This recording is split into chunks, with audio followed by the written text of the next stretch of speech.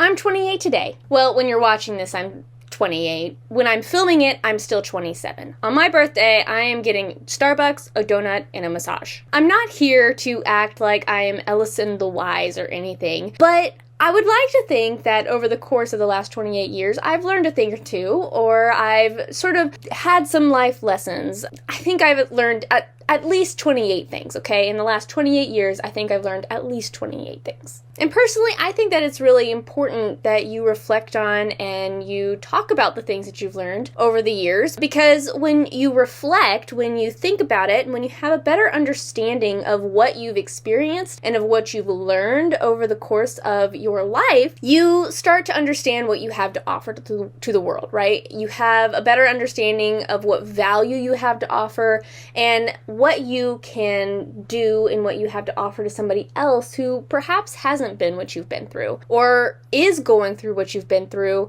and you're able to help them out, right? I think that you also come to realize how resilient you are, okay? You come to realize that it's like, you know what? I've been through some stuff and I've learned a thing or two, while at the same time understanding how much more resilience you need to build up and how much more resilience you need to gain. You understand that while you have learned a lot, okay, you can't live life and not learn anything. You have learned a lot. You come to understand that you have a lot more to learn. And so today, in honor of all of you 1997 children who are turning 28, I am sharing 28 things that I have learned in my 28 years of life. Disclaimer, some of these things might be silly. I'm a lot of things, but I'm not boring. So, number one is that no one is watching, okay? And I understand that most of our lives, a lot of us, our lives are on social media, which that is an option. That is not necessary. That is an option, okay? But in general, you are not on a stage, okay? I remember telling my mom once, I was like, I just feel like I'm on a stage. I feel like, even within the confines of my room, within the confines of my life, I am on a stage, okay? If I do anything, I instantly think, what might this person think? What might this person, think or feel or say to me, right? I just always felt like I was on a stage. And so it really kept me from doing a lot of things because I felt like everyone was watching. Everybody was watching and waiting for me to fail, or everybody was watching and having these high expectations of me. I was terrified. I was terrified for years until I realized that, most people are either just trying to survive or they're selfish, okay? I'm selfish. Everybody's selfish. Everybody is very self-centered. And so we are preoccupied with ourselves. We are preoccupied with our own problems. And if that's me, okay, if I am sort of distracted by my own problems and don't really always have time to think about everybody else's problems, then that's 100% possible for everybody else in regards to me, okay? Like, I doubt all of these people are sitting at home thinking about me. The first thing I've learned over the past 28 years is that no one is watching. No one is watching. No one cares. And so you might as well just do what you want, okay? Number two is that my childhood perspective is somewhat delusional. I think that we all, my sister and I have talked about this before, where it's like, okay, so this is what life looked like. This is what life looked like, and this is what I thought was happening. This is what I thought was going on between our parents. This is what I thought was going on, in the world in general, or, whatever. Around us, this is what we thought was going on. And then you go and you talk to, my parents, who were obviously they were in control of our, environment and everything like that. And they have blatantly told me a number of times, that is not what happened at all. Like, oh, you thought that things were rough or that things were bad. Things were never bad.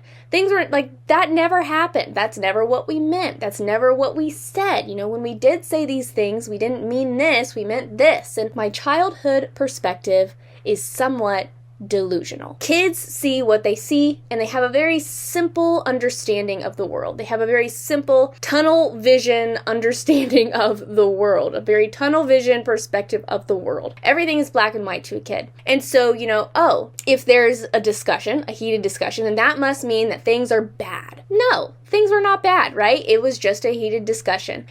They told me this, so that must mean that they hate me. No, that's not what that meant at all. It meant that they wanted me to grow up in some fashion, right? And so understanding that, yes, there's definitely things that impact us as kids, right? There's definitely things that negatively impact us as kids, but understanding, number one, that your parents are humans, okay, just as much as you're a human, but also understanding that it's like a lot of what happened and what I thought happened, it's not actually what happened, right? Or I'm taking that way too seriously or way too personally when I don't have to. Number 3 is that crying is good for you. For the longest time, I thought that crying was my weakness. I didn't think that other people crying was a weakness, okay? I didn't think that it was stupid if other people cried, but I had it in my head that if I cried, that people would make fun of me and that people would think less of me. It's not the case. It's not true. And so what ended up happening is I actually trained myself not to cry. It is very difficult for me to cry. Even when I do feel like I'm going to cry, I automatically sort of shove it down, okay? I don't want to cry. And so what I've discovered though is that crying's good for you, okay? There's been so many times that it's like all I need to do is cry, okay? That's what I need to do. And I am convinced that, all through college, I lived with that, idea in my head that crying is bad, that crying is a weakness, that they will think I'm just, an emotional girl if I start crying. And I left college with a lot of emotional baggage that was not processed, that was never processed, and that I had to start processing. And I cried a lot, okay? I had to learn how to cry a little bit more than I typically did. And so, cry, okay? Cry. And I think that a lot of the girls that are younger than I am, teenagers now, I think that they're very good at crying. Most of them seem like they're pretty good at crying. I know that for me and for a lot of people in my generation, in my age group, okay, the elder Zoomers, if you will, we have a hard time crying, okay? We sometimes have a hard time letting our emotions be processed, but we need to. We need to process our emotions and we need to cry about it sometimes. Number 4 is that opinions and recommendations are not commands. I am a very obedient person. Flashback to 3-year-old toddler Ellison, I was very resilient. I wanted my way and I got a lot of spankings for it, okay? I do not think that my parents were bad for spanking me, okay? That is my opinion. Thank heavens my parents spanked me because I was wild.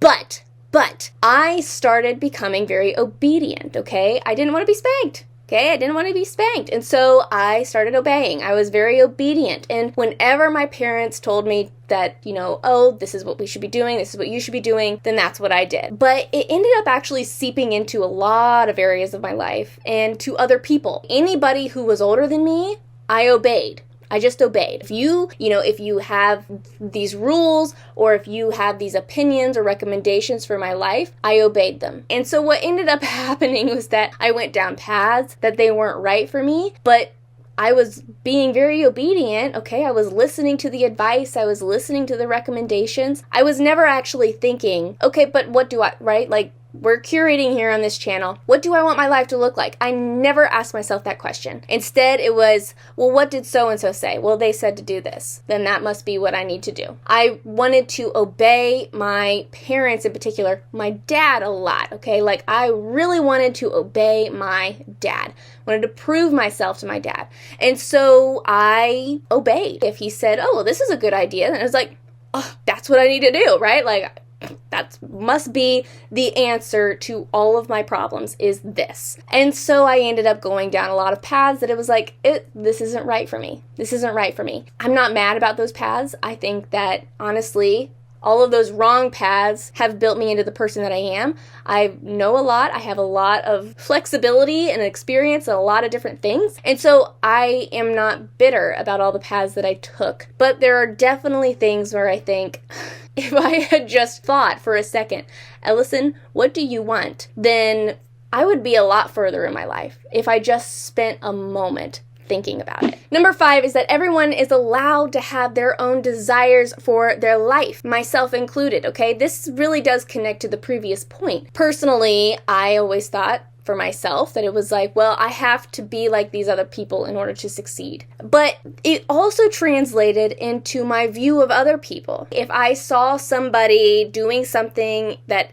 I didn't like or that I thought was really weird or really dumb or really whatever, then I automatically thought that they were dumb and that they were doing something wrong with their life. I will give you an example that I am really not proud of. I thought that people that women that wanted to be moms, that they were ridiculous. I thought that for a really long time. It was like, if you want to be a mom, that's ridiculous. But I came to understand that it's like, that's not ridiculous at all. Okay, that is not ridiculous at all. Number one, that's what they want. It's not what I want, but they want that. So good. It's good that they want that. And it's fine that I don't want it, okay? And so realizing that it's like everybody wants something different from their life. And that is what makes the world beautiful, okay? That's what makes people unique and quirky and cool and fun and interesting, is their individual desires for their life. And so it's not wrong for anybody to want something different. It's not wrong for anybody to want what they want, right? If you want to pursue this one path, pursue it. I don't have to.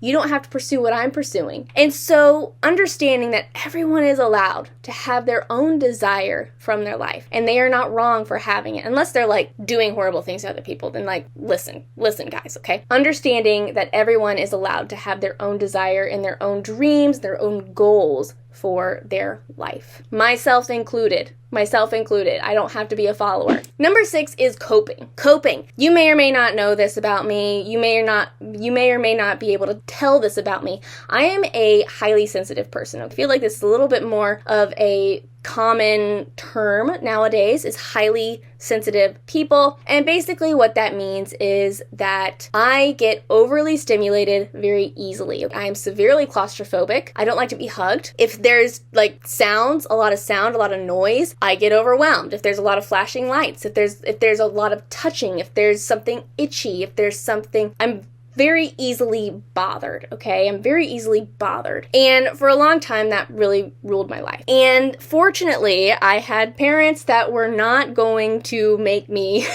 weak, okay? I had parents that it was like, listen, girl, like, you're going to grow up one day, we're going to be dead, and you need to understand how to cope, okay? And so my parents taught me coping mechanisms, and they taught me coping mechanisms for basically just how to deal with myself, like how to navigate myself and how to understand that it's like, okay, like this is what I'm feeling, so this is what I need to do, like how to take care of myself. And I sort of struggled with it for a little bit, like a very short period of time, and where I thought that them teaching that to me and helping me to cope, that was them basically saying that nobody wanted to deal with me. Nobody wants to deal with your problems, so get over it, right? That's what I thought for a hot second. But I learned the importance of coping, okay? Because the world, this goes into my 7th point, okay? We'll sort of merge them here. The world doesn't revolve around anybody. It doesn't revolve around me. It doesn't revolve around you. It doesn't revolve around anybody. Life is life. We're just this mosh pit of humans trying to exist together. Honestly, to believe that the world is going to cater to you and to cater to your problems is ridiculous. Okay, it's ridiculous. Once again, people are preoccupied with their own problems and figuring their own problems out. Adding yours is not going to help them. They're just not going to deal with your problems, okay? You need, as an adult, we need to figure out our own problems. And so I learned the importance of coping. I learned the importance of you need to learn how to calm down. You need to figure out how to calm down. You need to figure out how to navigate your problems, because we all have problems. We all have issues, okay? And my mom's not going to be there forever to help me out. My sister's not going to be there forever to help me out. There's going to be a lot of situations. There have been a lot of situations where it's like, me, Ellison, like, this is down to me, okay? Nobody's going to help me here. Nobody's going to make sure that the world is okay? There's never going to be a perfect environment, a perfect situation. I need to learn how to navigate. And so learning coping mechanisms is, it sounds cruel, but it's necessary if you want to survive in the world, okay? If you want to function, if you want to go out and achieve something, you have to learn how to cope. And once again, piggybacking off of that, number 7 is that the world doesn't revolve around me, right? The world does not revolve around me. And I think that this one, I sort of learned this pretty early on in life, that it's like, just because I got a problem, that doesn't mean that the world's going to stop, okay? Like, people are going to move on.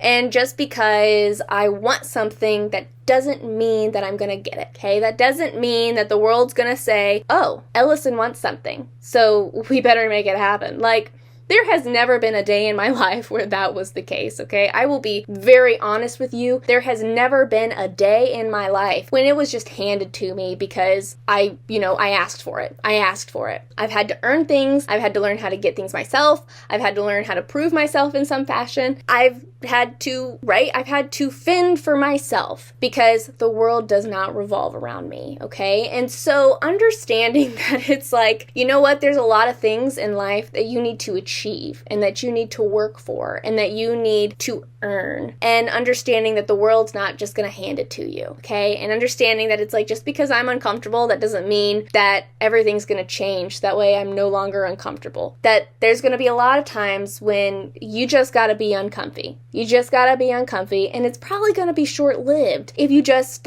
deal with it, right? Just deal with it. Number 8 is that sometimes you have to take a deep breath and do something that you don't want to do. I feel like, honestly, when, a lot of us, it wasn't necessarily that way for me when I was growing up, but I think that for a lot of us in some fashion, when you are young, when you're a kid, when you're a teenager, things like that, so there's times when it's like, okay, there's this big situation happening, and what happens? Well, your parents take care of it. And so I feel like everybody, they get used to my parents taking care of a situation, my guardian taking care of a situation, somebody taking care of a situation, right? When something's going on at school, what does everybody say? Go tell a trusted adult, right? But when you become an adult, you are the adult, right? You are the person that the buck is passed to. And so you have to do things that you don't want to do, right? You have to talk to your boss about something you're not okay with. You have to deal with insurance. You have to, right?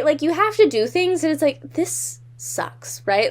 It just sucks. I don't want to do this, right? You have to make phone calls. Phone calls are the worst. I hate phone calls. And so honestly, there's just so many things where it's like, sometimes you just gotta do what you don't want to do, right? This is not fun. This is not fun, but I have to do it, right? It's required. It's required for me to move forward. It is required for me to make a change in my life, right? Maybe it's that, I'm going to spend less money. I have to make this decision, right? I have bills, and in order for me to pay my bills, I have to do this. Maybe I have to work more, right? A lot of times there are these moments when sometimes you just have to take a deep breath and do something that you don't want to do. Number 9 is that some people don't like me, and that's okay.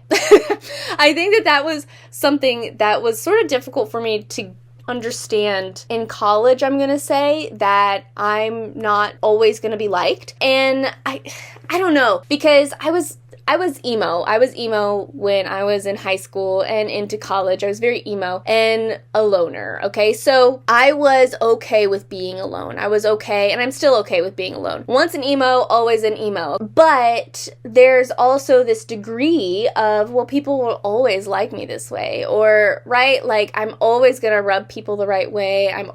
People are just gonna accept me for who I am, and people are gonna always just say, oh, well, that's just her, right? But that's not the case. That's not the case. And I know this for a fact because there's people that I don't like. There are people that I don't like, and so naturally there's going to be people that don't like me. And it doesn't matter how nice I am. It doesn't matter how bubbly I am. It doesn't matter how quiet I am. It doesn't matter how, reserved I am. It doesn't matter what I am, what I do, how I behave. There's going to be people that I just don't rub, right? I rub them the wrong way. And that is okay. I am not for everybody. I am not everybody's cup of tea. And that's fine. That is fine. If I am allowed to reserve the right to not like certain people, then people should be allowed to reserve the right to not like me. Number 10, pillows expire.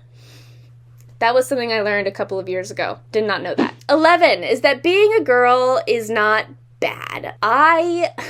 In high school, I wasn't really super concerned about that. But when I went to college, the college that I went to, there was definitely a certain opinion about women, okay? A certain degree of, if you are a girl, if you are a woman, then this is where you belong. And I didn't agree with that, and I firmly believe that it's if you are inspired, if you are urged, if you are called to do something, I think that you should do it, okay? It doesn't matter if you're a man, a woman, or anything else, right? But I was convinced that in order to be accepted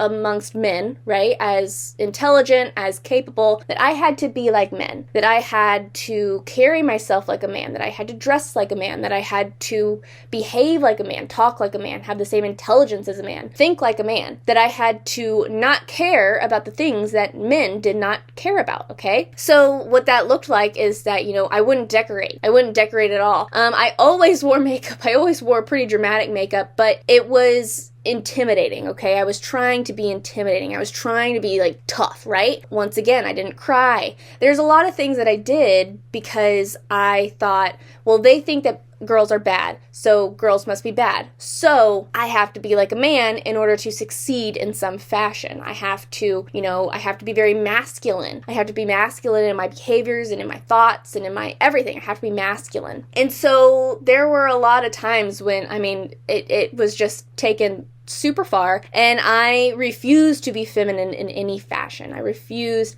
absolutely to be feminine. Caught up with me because I'm a girl, okay? And femininity is very natural to me. And so really understanding that it's not bad to be feminine. In fact, it's very necessary, okay? We got a lot of masculinity in the world, and masculinity is not bad, okay? I want to make that clear. Men are not bad. Masculinity is not bad, but femininity is not bad either. Neither one are bad. Both of them are very necessary. When I started to, lean on my femininity, when I started to say, you know what, I'm a girl and this is what I'm going to do and this is how I think about things and this is how I respond to the world. When I started doing that, more men actually started taking me more seriously, okay? Because I wasn't trying to be tougher than them. I wasn't trying to outsmart them and outdo them and outman them in any fashion. I was just an intelligent girl, okay? And so when I started leaning into my feminine energy, when I started saying, you know what, it's okay that I'm a girl and it's okay that this is how I'm going to respond to the world, things started working a lot better for me. Number 12, not knowing is not a weakness, it is an opportunity. And I think that there's a little bit more of an understanding of this nowadays that, being a beginner is a beautiful thing. Being a beginner is excellent. Obviously, believe me guys, I graduated from college in 2020. The situation was dire, okay? The situation was dire, and being entry level was not appealing. And I understand the whole feeling of where it's like, nobody wants to pay me anything. These are my bills. This is my student loan, and nobody wants to pay me anything. People want to pay me like it's 1997 still, right? And so honestly, I understand that completely, but I also grew to understand that it's like, it is so beautiful to be a beginner, okay? Because it means that you can ask questions shamelessly. You can be curious. You can make mistakes. You can fail. There's so much you can do as a beginner. There's so much you can do as somebody that doesn't know something. And even in college, it wasn't until my senior year that I really started to be okay with doing this. Going and talking to the professor, right? There were so many times when I went to one of my professors and it's like, listen, man, I don't understand this. You're talking about this, and I don't get it, okay? You need to, help me out. The amount of pleasure that brought him, that it's like, she doesn't know, and she asked, right? Being a beginner, not knowing, is a wonderful thing because it gives you the opportunity to ask somebody that knows their stuff. It gives you the opportunity to ask a question to somebody who has honed their skill, has really collected the knowledge. They are a master at their craft. It gives you a direct opportunity to ask those people those questions and to learn from somebody that they're darn good at what they do and they know what they're doing. So it gives you the opportunity to ask those questions to those particular people. 13 is that humility makes you fearless and pride makes you fearful. And I learned this in my sophomore year in college. I finally understood this. Listen, guys, I went to college as a very prideful, a very greedy, a very egotistical person. I was not pretty, okay? Not proud of my freshman year of college. And it's not because I was partying and doing all this stuff. It was literally just because I was convinced that I was the smartest one in the room. I was convinced I was the smartest one in the room. I was convinced of so much. And during my freshman year, okay, I told you that my senior year, I would go and ask questions. Freshman year, I would not ask questions. I refused to ask questions because I thought it would make me look stupid. I thought that if I asked questions that people around me would think, oh, she's dumb. She doesn't understand. She's dumb, right? And I wanted to put on this facade that it was like, oh, I understand. I'm super smart. I understand it right away. Like, this is like, I'm totally grooving here. This is natural for me. Like, everything. I wanted to be the smartest person in the room, and I wanted all the boys to know that I was the smartest person in the room. Spoiler, I was not the smartest person in the room. But what I discovered was that, and I actually learned this from one of my friends. She's like one of the most humble people in the world. What I noticed about her is that she was able to do things, like she was able to do really fun things. She was able to take risks. She was able to, have a good time and make a fool of herself and laugh and joke and laugh at herself. And she wasn't afraid to do those things, and it was because she was humble. I was terrified of doing those things, and it's because I didn't want to look dumb, I didn't want to look ridiculous, I didn't want people laughing at me, and my pride was making me fearful. And so I wasn't able to let go of that. I wasn't able to let go of that pride until I was like just utterly humiliated, like on my knees, completely destroyed. I failed some tests. I almost failed a couple of classes. I mean, I was humiliated. And what I realized was, number one, I survived. And number two, it's okay. And it's good to be humble, because when you don't take yourself so seriously, you are able to take action. You're able to take a risk that could change your life, that could set you on a path that is so good for you and that is super aligned with you. Number 14 is internal boundaries. And I actually learned this. I went through counseling for about 9 months. This is a couple years after I graduated college, and I was going through a lot of mental health struggles, okay? Just feeling like an absolute failure, feeling like I was super lost, feeling like I didn't belong, feeling like, I was a hot mess, guys. I was a hot mess. For a solid 8 years, I was just not good. Okay, I was not good. And I went to counseling, and I was telling my counselor, we were going through all the different things that were going on in my head, and everything I talked about, it was basically the fact that I internalized everything that anybody ever said to me. Criticisms, opinions, critiques, negative feedback. I internalized everything, and it made me feel like garbage. And she simply told me, she was like, sounds like you need to have some internal boundaries. Like just because they said it doesn't mean it's true. Just because it's around you, that doesn't mean that you have to take it to heart. And so setting up an internal boundary basically protects you from being hurt, okay? It protects you from being hurt. When you set up a boundary where it's like, I know what's true about me, I can understand what's a lie. And I can get to I get to decide what it is that I'm going to take to heart, what it is that I'm going to say, you know what, that's true. And I need to work on that, okay? So internal boundaries. Number 15 is that desperation gets you nowhere. Once again, those 8 years, that 8-year period of hot mess express Ellison, I was absolutely desperate. I was desperate to prove myself. I was desperate to achieve something. I was desperate for money. I was desperate, okay? I mean, I literally, my spirit animal at that point in time was like this clawing, gnashing little gremlin monster, okay? My spirit animal now is a panda, but it was a little gremlin panda only a couple years ago.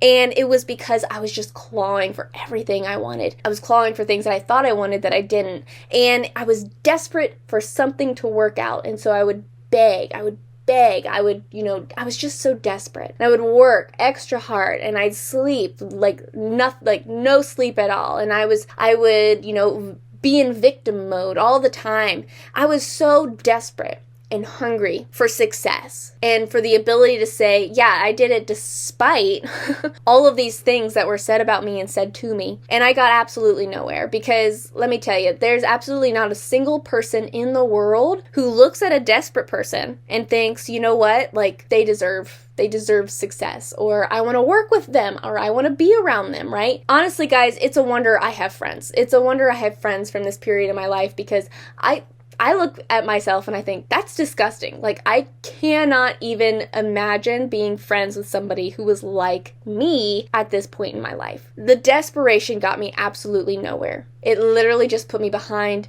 It literally just wrecked everything. And so number 15 is that desperation gets you absolutely nowhere. Number 16 is forgiveness. Forgiveness is very difficult. Forgiveness, I think that I hear a lot of younger people talk about how it's like, well, if they don't deserve it, if they like did this, then why should I forgive them? No, honey. Like, that's not why you forgive. That's not why you forgive. You forgive because you're doing it for you, okay? You are forgiving to let go of that. You are forgiving to release yourself, okay? When you free the bitterness inside of yourself, you're freeing yourself in general, okay? There were so many people in my life where it's like, I just love to hold on to the bitterness, and I would just love to hate, and I would just love to be mad and to be hurt and to be the victim. I just loved it. I savored every moment of it, you know? I felt like I had a bone to pick, right? Like, there's a chip on my shoulder, and I like it. But when I was doing that, I was getting absolutely nowhere because everything was in order to prove somebody else wrong. And the moment I took the time to forgive, and this was a 2-day process of me crying on the couch for like 4 to 5 hours, kid you not, just forgiving and letting go of all of these things in my head and these people from my past, people from my current, right? Letting that stuff go and forgiving and saying, you know what? I forgive you. You did this kind of stuff to me. You made me feel this way. These are the feelings that I feel, and I'm going to forgive it, and I'm going to let it go, right? And I'm going to let it go because it's not helping me. It's not moving me forward. My anger is not helping me. It is only preventing me from moving forward. And so forgiveness, guys, forgiveness is not for the other person, okay? And I'm not even saying that you go and you tell them to their face, I forgive you, because whatever. But forgiving, like actually forgiving inside of yourself and letting that situation or that person go is going to, that's going to put you leaps and bounds ahead of where you are now. Number 17 is to stop blaming. Now, listen, yikes, I got really close to the microphone. Blaming is so easy, and I feel like sometimes when you're talking about forgiveness, some people sort of think, okay, well, if you feel like all these people are ruling your world, aren't you blaming them, right? If you feel the need to forgive a bunch of people, isn't that technically blaming people? But I think that when you forgive, that allows you to stop blaming, okay? It allows you to sort of take ownership of your contribution to your own life. But just in general, stop blaming people. I feel like, and I've read this multiple times, where it's like, when you blame people for all of your problems, when you blame people for the things that have happened in your life and where you are and the decisions you've made, then you basically give up your power, okay? You basically say that you don't have power to make decisions. And what that does to you is that it immobilizes you. It makes you feel like you really don't have power. And then you refuse to take action, you refuse to make changes, and you give up your power, okay?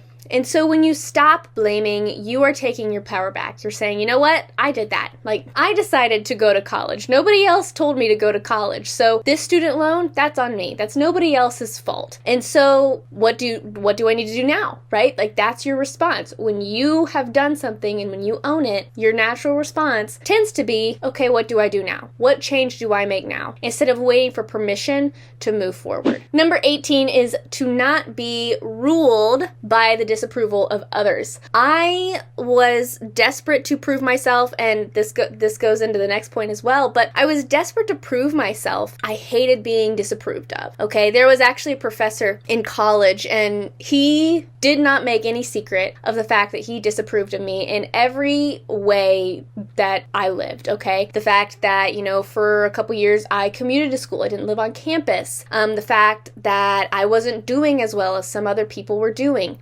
I didn't have time to put 20 or 30 hours a week into his class. He disapproved of that, okay? He disapproved of the fact that, oh, hey, she's actually healthy and she's not depriving herself of sleep and food and, spiritual health with her friends, right? She's not depriving herself. So he disapproved of me. That just ruled my life forever, okay? It ruled my life forever. There was so many things that it was like, I didn't want to be invested in him and in his approval, but there were also a lot of things that I did because I sort of wanted to stick it to him. And so it ruled my life. It ruled my life, and it made me make decisions a certain way. It made me not make certain decisions because I was worried, well, if he saw that I made that decision, then he would disapprove of that, okay? Even though it was something that I desperately wanted to do. That happened with a number of people where I was afraid to take certain actions, to take certain steps, because I was worried that somewhere in the universe they were going to see and then they were going to disapprove of me. Stupid fear, I know. But I mean, I know I'm not the only one in the world who feels this way. And so, yes, don't be ruled by the disapproval of others, okay? They may or may not know that you were doing certain things. And also, even if they did know, why does it matter? Why does it matter whether or not they approve of your decisions? They can live their life, right? We've already discovered that. So that means that you can live your own. And 19, like I said, is to stop trying to prove yourself. I made so many decisions, once again, because I wanted to stick it to someone. I wanted to basically make somebody see me and think that they were missing out, to think that, man, I shouldn't have said those horrible things to her, or I shouldn't have treated her that way, or I was so wrong. I wanted to prove myself. I was so worried about that. And there's a lot of people in the world that will basically tell you that you need to prove yourself to people, that that's what you should be doing with your life, is proving yourself. And honestly, the moment I started saying, you know what, nobody is going to approve of me, because that's the truth. That's the truth. I mean, I think that the only person in anybody's life who would be the most approving in most cases is your mother. Okay? It's the mom hormone, okay? Where it's oh my word, right? Everything she does is amazing. I tried to play music for 2 years, never improved, but my mom will still say, oh, you weren't that bad. It's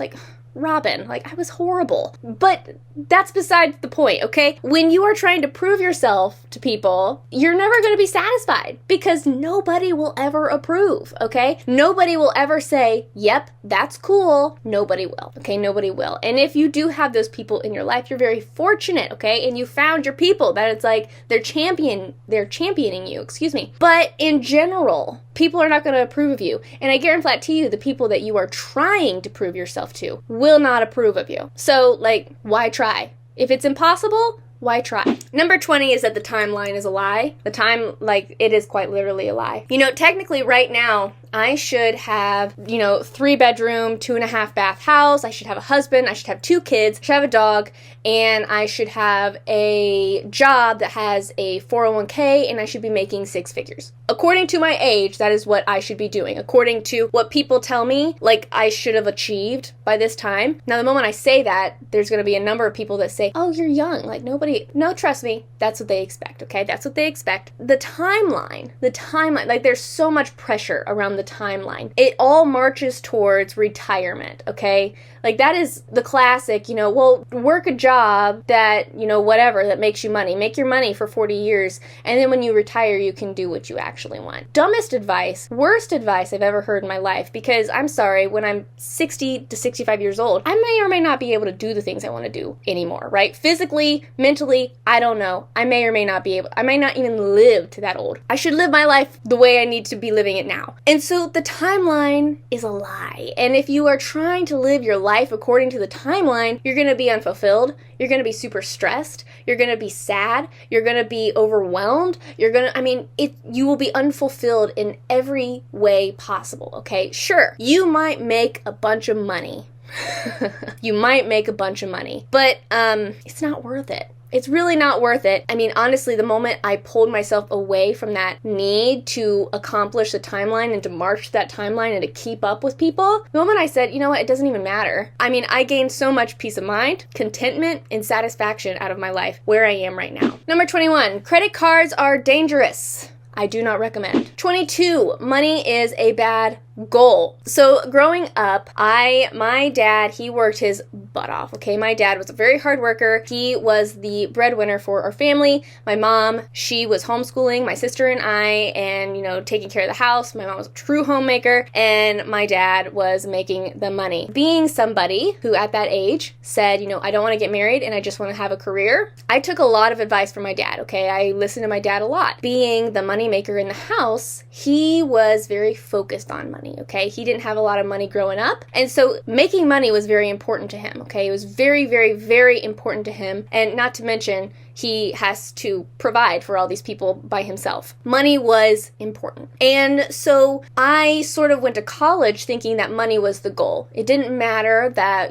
I didn't like what I was doing. It didn't matter if I was fulfilled in my career. If I was making more money, then I was doing something right. And then I realized that that was not enough, okay? It wasn't enough. I was very unhappy.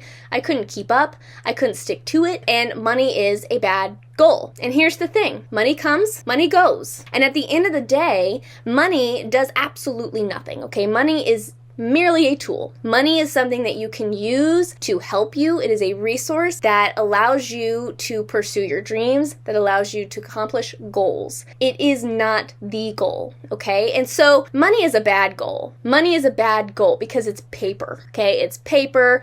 In some cases, it's little pieces of metal. Like, it accomplishes absolutely nothing in and of itself. And so make your goals make goals that it's like, this is my goal regardless of money. This is my goal. This is what I want to do. I want to write a book and I want to publish a book no matter how much money I make, okay? I don't care if I make a bunch of money. By golly, I want to publish a book. 23 is to slow down. And slowing down, sort of that slow living sort of situation, I think that it's definitely more acceptable nowadays. I think that people are finally getting tired, right? But I think that it's honestly something that has allowed me to enjoy my life more fully. The ability to slow down. The fact that it's like, okay, you know what? Like, I'm not going to be super concerned about only working 99% of the time, right? If I need to say, you know what, I'm going to take a break, that's fine. Or if I'm going to say, you know what, I'm going to cut off work for the rest of the day and I'm going to spend my time taking care of my house. I'm going to spend my time cooking food. I'm going to spend my time doing something that I love or doing something that,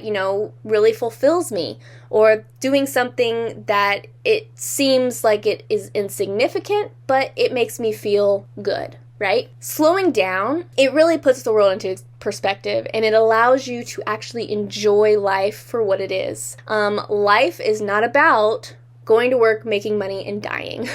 That is not what life is about. Life is about partaking of what the world has to offer and what life has to offer, and building relationships and investing in relationships, and that is what life is. And so being able to slow down is a beautiful thing that allows you to actually partake of life. Number 24 is that there's value in painful lessons and hurtful experiences. And I think that this is something that I sort of always knew, but I work with middle school girls at my church. There's a lot of them that they've lived a lot of life in, their very short life. It's really hard for them to understand, why are these bad things happening, right? Why are these painful things happening? All these things. They don't understand why they are dealing with pain or why they are hurt, why people hurt them. And it's one of those deals where I firmly believe that it's like what you experience prepares you for what's ahead. It prepares you for what's ahead. It's not to mean that, if you're hurt in the past, that you're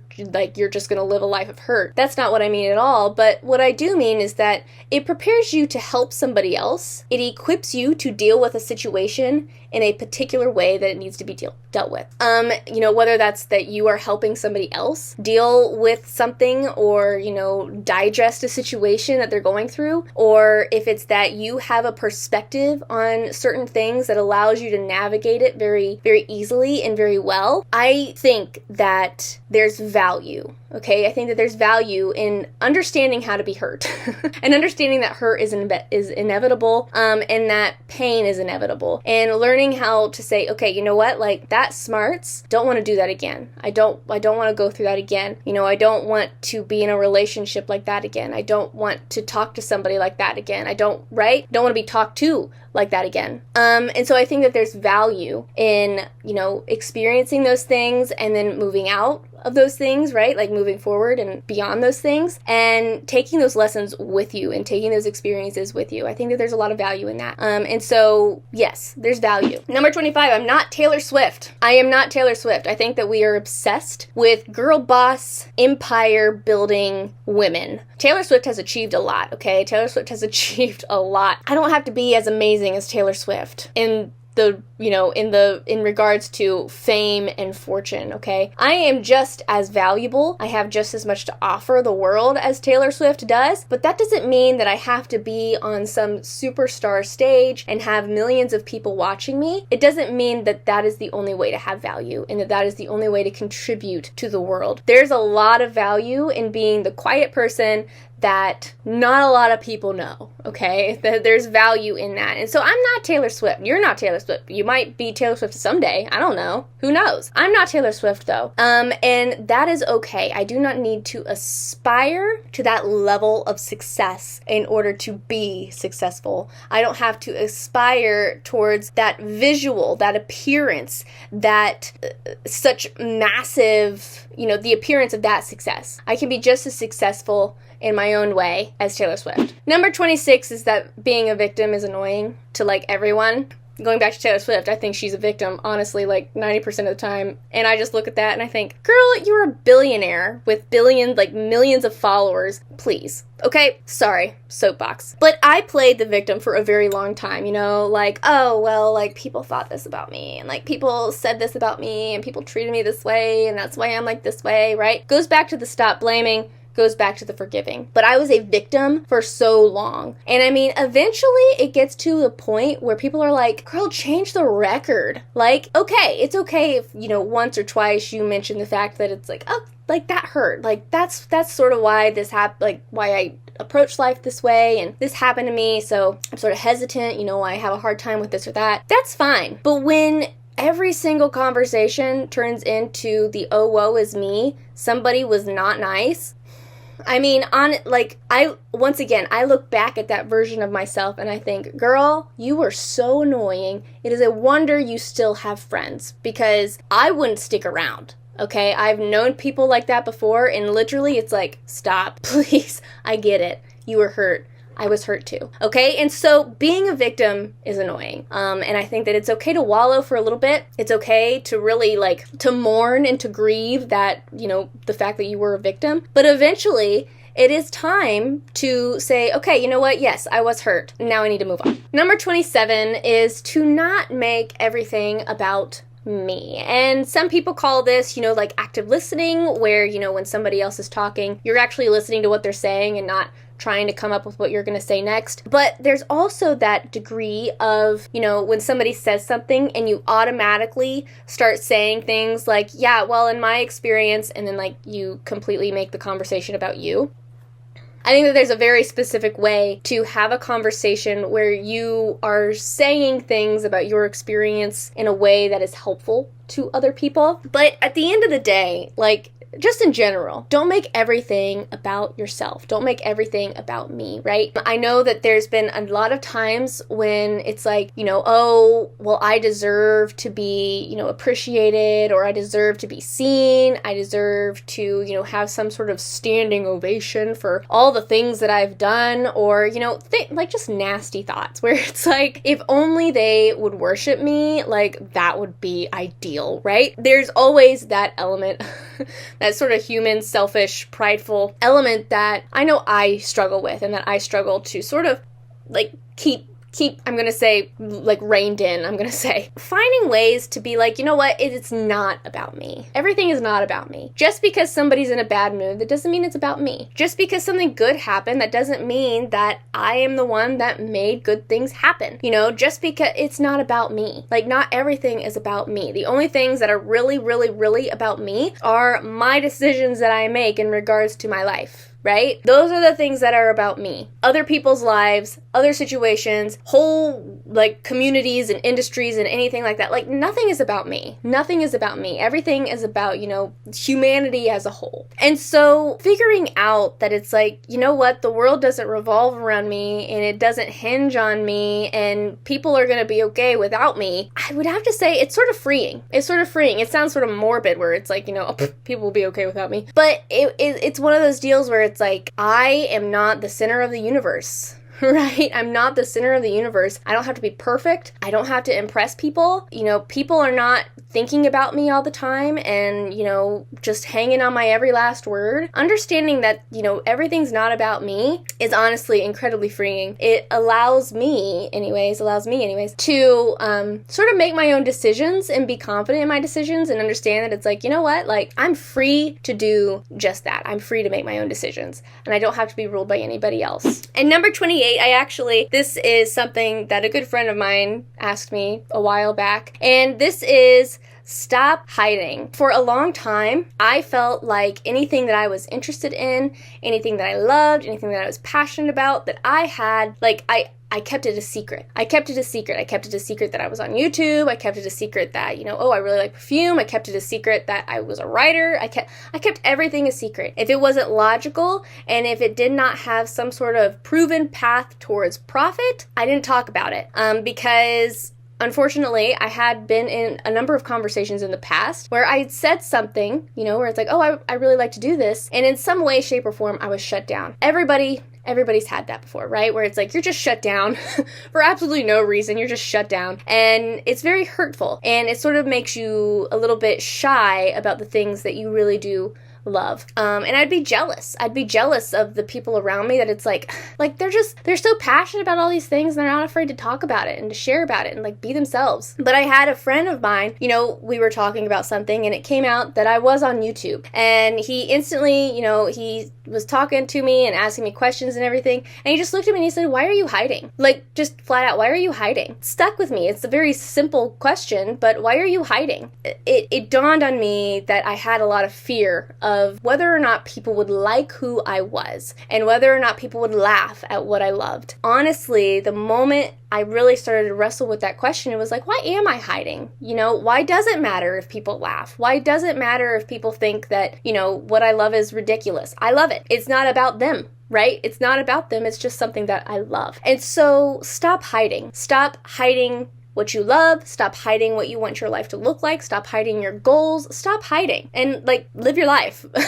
That is what this whole channel is about. That is what I talk about. That is where I am in my life as I'm curating my life, is where it's like, I'm not hiding anymore. I'm not afraid of myself anymore. Instead, it's like, you know what? Like this is what I love. This is what I like, and this is where I want to be. And so, yes, those are my 28 lessons from my 28 years of life. I hope you enjoyed them. I hope that they're helpful for you. If you are somebody that, you know, you're a little bit younger, and you just feel like a little bit of a pep talk, I hope that is helpful. I hope that is encouraging. I hope that it is a little bit of a big sister moment for you. I know that sometimes just having somebody be like, listen, girl, it's not that bad. It is all I need to sort of be okay with existence, right? Here's me saying, girl, you're gonna be okay. Thank you so much for joining me today. If you are interested in watching more videos sort of around this whole curation topic and living your life on your terms, right? Then I would highly recommend you watch my previous video where I talk about how I am approaching 2026 a little bit differently this year, and just how I am sort of leaning into the preparation for hibernation.